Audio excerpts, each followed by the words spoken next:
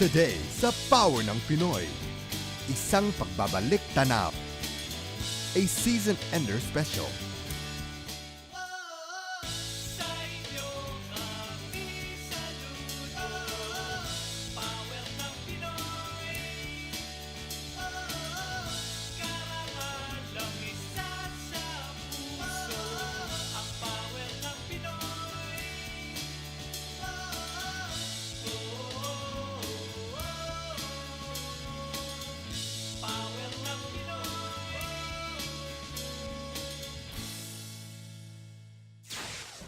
Welcome to Power ng Pinoy.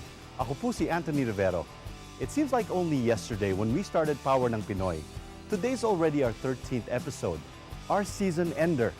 At isang pagbabalik tanaw ang aming inihanda para sa inyong lahat. Throughout this entire season, we featured men and women of Filipino descent and their great drive, passion, and vision to succeed in America. Bumilib tayo sa kanilang tapang, tiyaga, at pagsusumikap para makamit ang kanilang American dreams. Sa aming pagbabalik, we will share with you some important lessons learned from Season 1. Dito lamang sa Power ng Pinoy.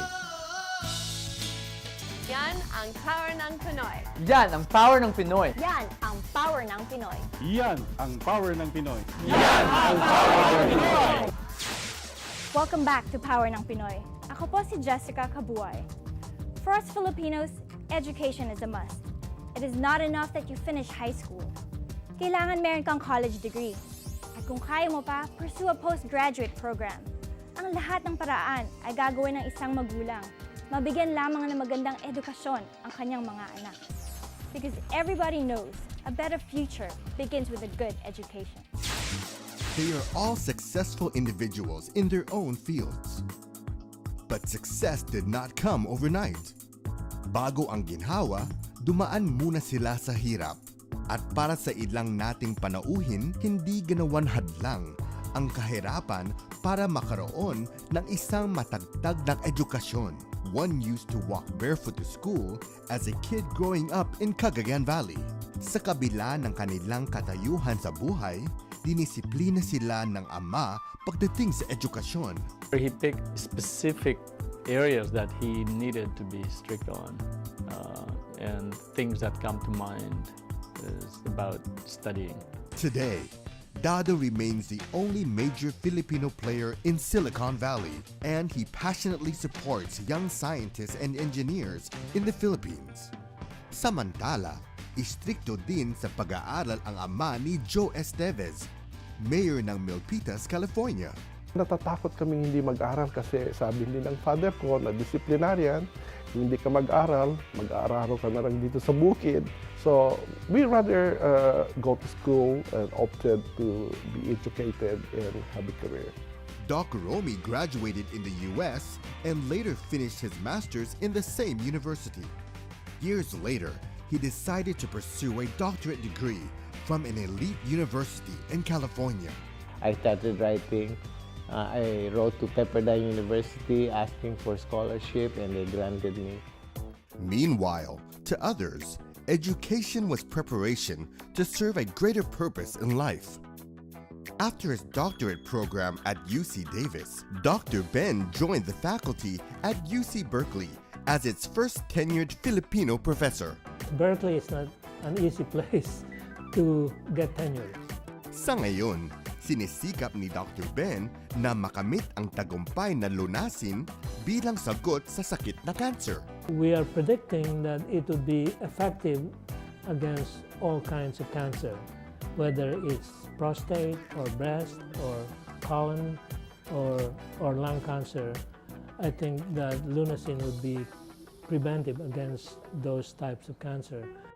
Settling into a brand new world is demanding. Nakaka-stress ang maghanap ng trabaho. Pero para kay Miss Paulita, okay lang mag-aral muli basta't maipagtuloy lang ang sinimulang karera. So I had to bite the bullet and enroll in another master's degree at San Francisco State University. It took me 4 years to complete a 2-year degree because I was working full-time, going to school in the evenings. Kagaya ni Miss Paulita, Anita made a choice to go back to school but not to earn her master's. She decided to continue a nursing degree. I was 46 years old when I decided to go back to school. Pag galing ka sa mahirap na buhay, alam mo na ayaw mong bumalik sa mahirap na buhay. So therefore, you do everything you can by educating yourself. Growing up in Manila, I didn't quite understand what my parents meant when they said, "Anak, ang edukasyon ang tanging yaman na maipamamana namin sa iyo. So don't take it for granted." Now that I'm a mother myself, I understand. And you bet, just like my parents, I will constantly remind my daughter to study hard and in addition, to aim high. Magbabalik po ang Power ng Pinoy.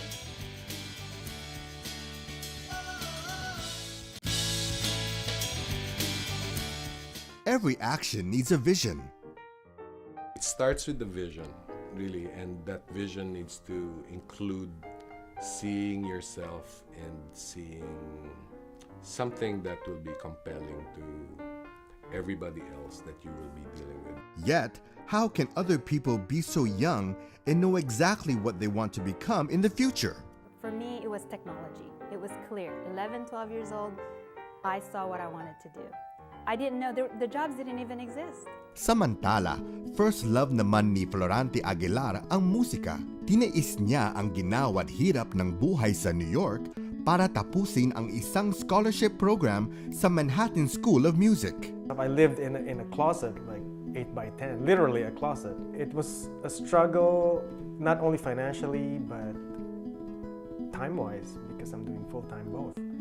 And I remember practicing Tower Records in a warehouse during the lunch break, surrounded by boxes and boxes of CDs. I would hide behind the boxes and try to sneak in a practice before my lesson the next day.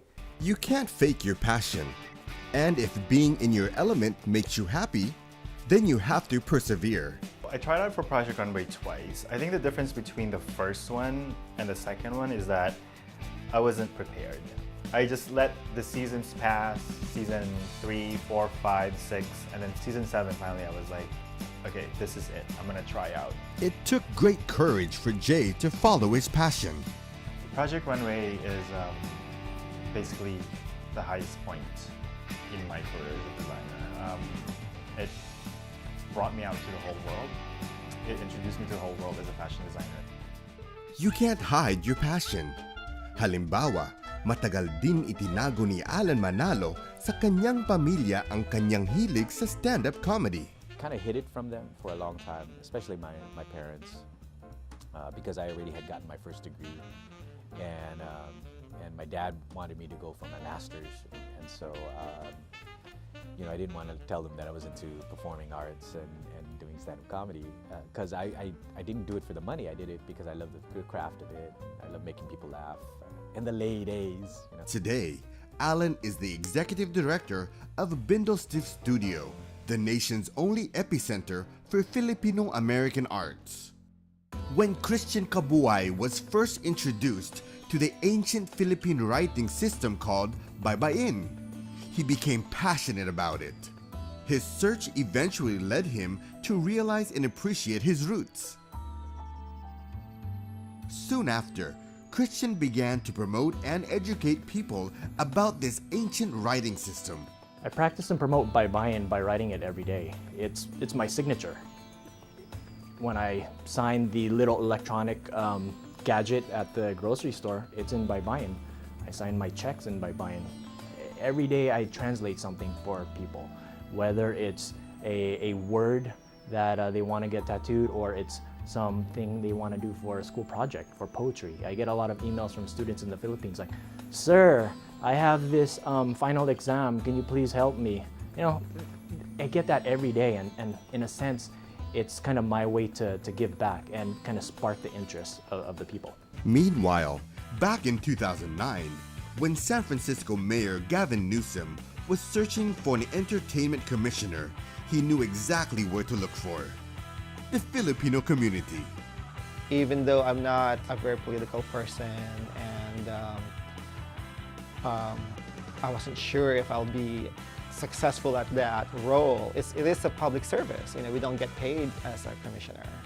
It's public service. I wanted for us Filipinos to have a seat at the table, so to speak. You know, I want us to have some representation and have a say, kind of to be represented and to have our voice heard. Yes, people hear you when you are passionate about something. Most especially when you're passionate about living life to the fullest by thinking outside the shoe. Thinking outside the shoe means realizing there's more than one way to accomplish anything. Thinking outside of the shoe is being creative, seeing something from a different perspective, standing back for a little bit and saying, let's see, maybe we can figure this out another way, realizing there's more than one way to accomplish anything.